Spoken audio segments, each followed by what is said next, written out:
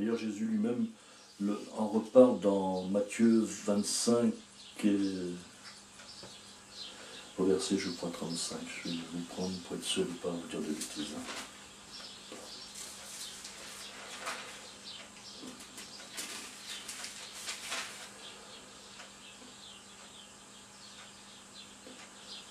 Voilà.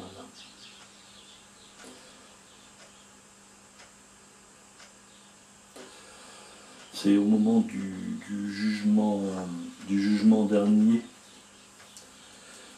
Et Jésus reprend un peu, et vous verrez, ça. Il y a des choses qui sont similaires avec ce qu'on vient de dire et d'entendre. Lorsque le Fils de l'homme viendra dans sa gloire, donc je reprends, donc c'est Matthieu 25, donc à partir du verset 31, le jugement dernier. Lorsque le Fils de l'homme viendra dans sa gloire avec tous les anges, il s'assiera sur son trône glorieux. Toutes les nations seront rassemblées devant lui. Il séparera les uns des autres comme le berger sépare les moutons des chèvres.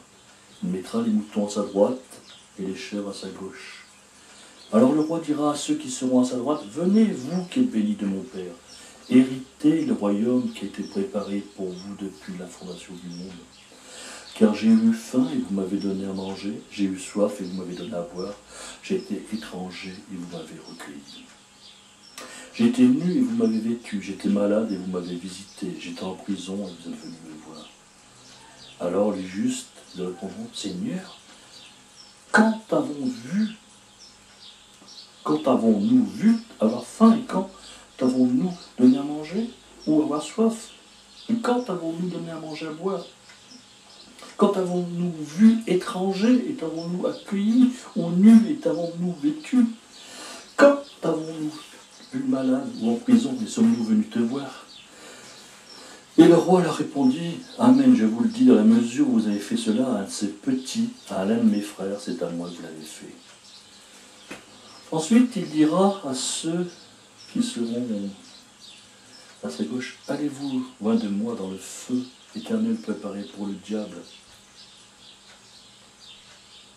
J'ai eu faim et vous ne m'avez pas donné à manger, j'ai eu soif et vous ne m'avez pas donné à boire. J'étais étranger et vous ne m'avez pas accueilli. J'étais nu et vous ne m'avez pas vêtu. J'étais malade et en prison et vous ne m'avez pas visité. » Alors reprendront aussi, « Seigneur, quand avons-nous vu avoir faim ou soif, étranger ou nu, malade ou en prison, sans nous mettre à ton service ?» Jésus leur répondit, « Amen, je vous le dis, dans la mesure où vous n'avez pas fait cela à l'un de ces petits, c'est à moi que vous n'avez pas fait. Et ceux-ci iront au châtiment éternel, mais les justes à la vie éternelle. » Ouais. Alléluia Seigneur. Vous voyez donc ce que Jésus nous dit, et c'est quand même très très très important. Parce que il y a même dans un autre passage où il nous est dit que certains auront fait des miracles en son nom, auront fait des prophéties en son nom, auront même ressuscité des morts. Et pourtant Jésus leur dira, « Je ne vous connais pas. » Parce que, en fait, ils auront commis l'iniquité, ils n'auront pas su donner l'amour vrai, l'amour que Jésus attend des uns et des autres. D'ailleurs, il y a un passage qui est dans 1 Corinthiens 13, si vous voulez, où il est justement parlé aussi de ça, au niveau des dons et tout ce qui s'ensuit, parce que certains disent, mais bon, j'ai énormément de dons, je reconnais, moi j'ai vu des frères ou des sœurs vraiment, je crois, remplis des choses de l'esprit, et vraiment remplis de dons différents, soit le don de guérison, de prophétie, ou autre. Et pourtant, j'ai vu aussi ces mêmes frères avoir très très peu d'amour pour les frères. Ouais. Alors c'est curieux parce qu'on se dit, c'est pas possible, ils peuvent avoir les dons et finalement ne pas avoir d'amour.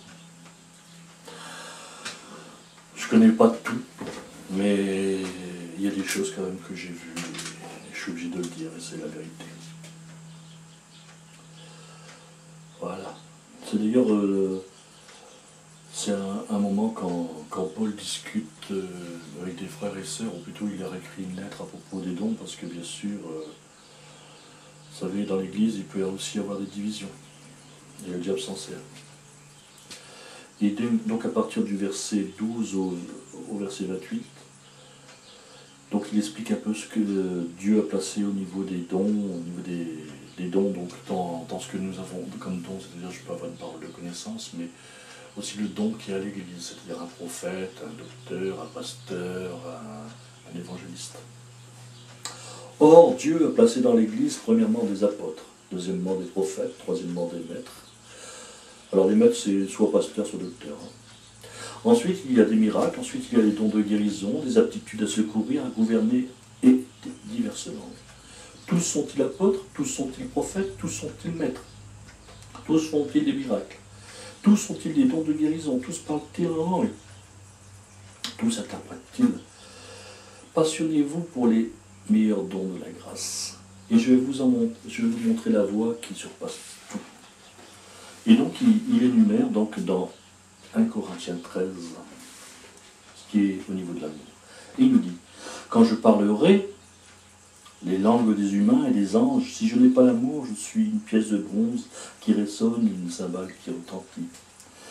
Quand j'aurai la capacité de parler en prophète, la science de tous les mystères et toute la connaissance, quand j'aurai même toute la foi qui transporte des montagnes, si je n'ai pas l'amour, je ne suis rien. Quand je distribuerai tous mes biens, quand même je livrerai mon corps pour en tirer fierté, si je n'ai pas l'amour, cela ne me sert à rien. L'amour est patient, l'amour est bon.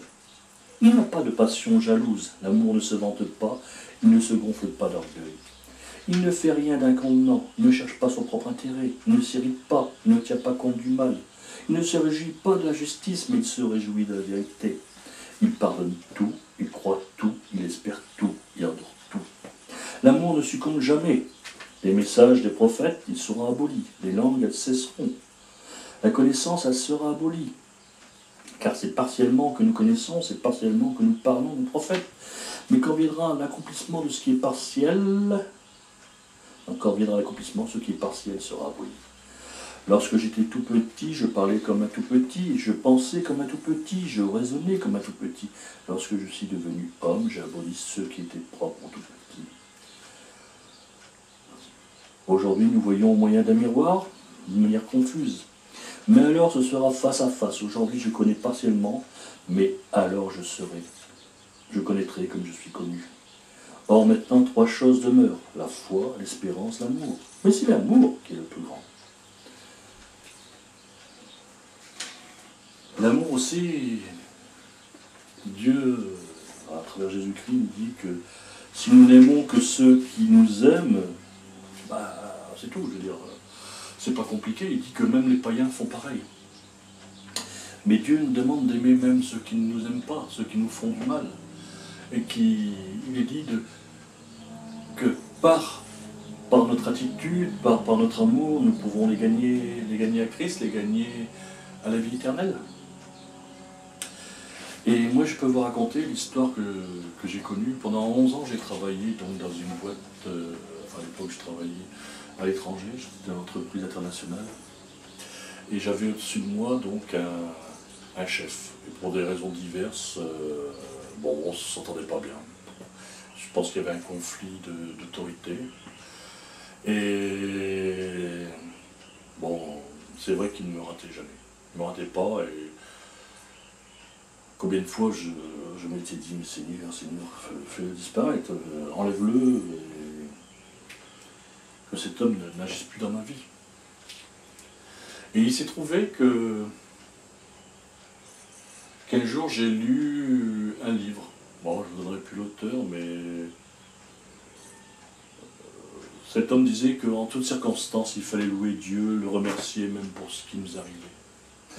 Et dans son livre, il parlait de quelques exemples et des problèmes qu'il avait eu avec certaines personnes, parce que son livre disait qu'il fallait louer Dieu pour toutes circonstances, même quand des personnes avaient été maltraitées.